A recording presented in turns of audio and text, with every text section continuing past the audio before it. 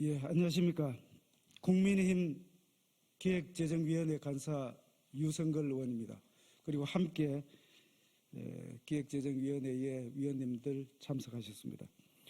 문재인 정부의 부동산 정책 실패로 국민들이 짊어지게 될 부동산 세금 부담 완화를 위한 세법 개정안이 민주당의 발목 잡기로 무산될 위기에 처해 있습니다. 종부세법 관련된 사항입니다. 이렇게 논의가 안 되고 있는 것은 제17대 국회에서부터 18년 동안 관례적으로 여당이 담당해왔던 기획재정위원회 조세소위 위원장을 더불어민주당이 맡겠다고 요구한 것에서부터 시작되었다는 말씀을 먼저 드립니다. 8월 임시국회가 끝나가고 있는 이 상황에서 기획재정위원회는 소위 구성조차 하지 못하고 있습니다. 결산심사와 시급한 민생 법안을 처리하기 위해서 하루빨리 회의를 개회하고자 그동안 여당 간사인 저는 야당 간사인 신동근 의원님과 여러 차례 합의를 시도했습니다.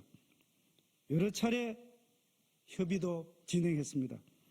대면회의 여러 차례와 전화통화만 하더라도 10여 차례가 넘는 그런 상황입니다. 하지만 더불어민주당은 조세소위원회 위원장 자리를 주장하면서 협의는 매번 결렬되었습니다. 오늘 조금 전에 끝난 기획재정위원회 전체 회의는 야당의 동참하에 회의석상에서 모든 쟁점을 터놓고 논의하자는 그런 의미에서 개회가 되었습니다만 유감스럽게도 야당은 민주당은 참석하지 않았습니다. 다시 한번 유감이라는 말씀을 드립니다. 야당이 주장하는 것처럼 여당 단독회의는 아니었다는 말씀을 드립니다. 여러 차례 회의 개회와 관련된 협의를 했습니다. 특히 다수 의견을 차지하고 있는 의석을 차지하고 있는 민주당인 야당의 협조 없이는 안건 처리가 불가능하다는 것을 더불어민주당은 누구보다도 잘 알고 있을 것입니다. 먼저 종합부동산세법 일부 개정 법률안 내용에 대해서 말씀을 드리겠습니다. 이 법안은 이사로 인해서 일시적으로 2주택자가 되든가 또 상속주택, 지방저가주택에 대한 세 부담 경감과 1세대 1주택자 중에서 고령자와 장기 보유자에 대한 종합소득세 납부 유예를 주요 내용으로 하고 있습니다. 일시적 2주택 관련 제도 개선책과 1세대 1주택자에 대한 종부세 납부 유예는 더불어민주당이 대선 공약에 포함되어 있었을 뿐만 아니라 국회 기획재정위원회 위원장을 하셨던 더불어민주당 윤후덕 의원이 작년 12월 법안까지 발의한 그런 내용입니다. 김성환 더불어민주당 정책위 의장도 지난 4월 이사 상속으로 인한 일시적 2주택 등 억울한 종부세를 개편해야 한다고 말씀하신 바가 있습니다. 한편 오늘 야당 기재위원 기자회견에서 언급한 다주택자의 지방저가주택 싹쓸이 현상은 또 다른 문제입니다. 이번 종부세법 개정안과 직접적으로 관련이 없다는 말씀을 드립니다. 개정안은 1세대 1주택자에 한해서 지방저가주택 구입의 경우에 특례를 주자는 것입니다. 다주택자는 아예 해당도 되지 않는다는 말씀을 드립니다.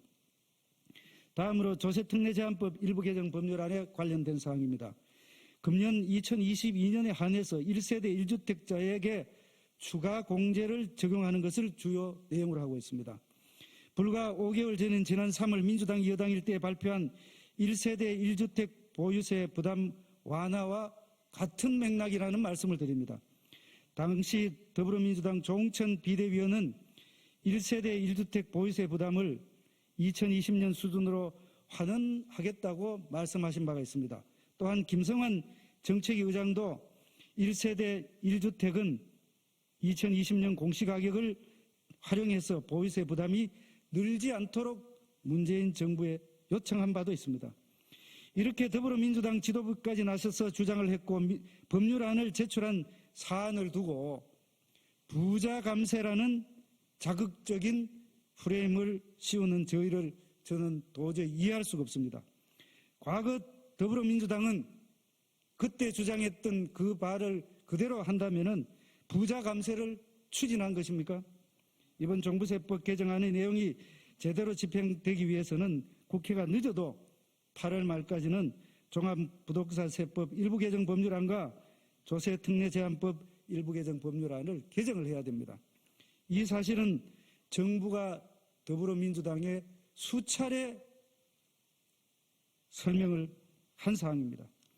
개정 시한을 넘기면 9월에 실시되는 국세청의 사전 안내문 발송과 납세자의 과세특례 신청 절차가 제대로 이루어지지 않아서 사실상 세정마비 수준의 대혼란이 발생할 것입니다. 11월에 국세청은 40만 내에서 50만 명의 국민에게 세법 개정 사항을 제대로 반영하지 못한 오류가 있는 고지서를 송부할 수 있을 가능성이 높아집니다. 또 12월에 일반 국민들이 스스로 세법 개정 사항을 반영해서 신고해도 종합부동산세액을 정확히 계산하는 것은 사실상 불가능하기 때문입니다. 더불어민주당의 민생을 외면한 발목잡기로 국민은 세금 폭탄을 그리고 세정당국은 행정폭탄을 맞게 될 위기에 처했습니다. 그러나 야당은 조세소위원장 자리를 가져가겠다는 이유로 민생법안 처리를 차일피일 미루고 있습니다. 더불어민주당의 이러한 발목잡기는 국민과의 약속을 파기하는 것입니다. 더불어민주당이 여당일 때 당 지도부가 한 목소리로 주장했던 보유세 부담 완화 약속은 어디로 갔습니까? 민생법안과 조세소위원장 자리를 연계시켜서 마치 거래하듯이 기획재정위원회를 이끌어가서는 안 됩니다. 법안과 관련해서 더불어민주당이 요구하는 바가 있다면 기획재정위원회 회의에서 진지하게 논의를 해서 합의점을 찾는 것이 순리라고 생각합니다. 더불어민주당은 국민의 세금을 볼모로 한 국정 발목잡기를 중단하고 민생을 챙기는 책임 있는 자세로 나설 것을 촉구합니다. 마지막으로 더불어민주당에게 제안합니다. 민주당 기재위원 기자회견문에서도 이렇게 되어 있습니다. 여야가 의견이 크게 다르지 않아 머리를 맞대고 조속히 논의되어야 할 사항도 있습니다. 라는 표현이 있습니다.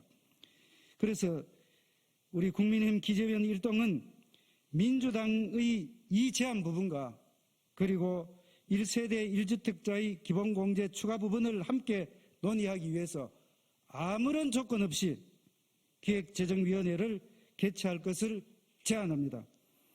국민의힘은 지금 내일 모레 중요한 자체 행사가 있습니다. 그럼에도 불구하고 그 기간 중이라도 가능할 수 있다면 민주당의 협조가 있다면 그 기간 중에라도 기획재정위원회를 개회할 수 있다는 말씀드립니다. 민주당에게 다시 한번 말씀드립니다. 저희 이 제안에 민주당은 조속히 답변을 해 주시기 바랍니다. 감사합니다.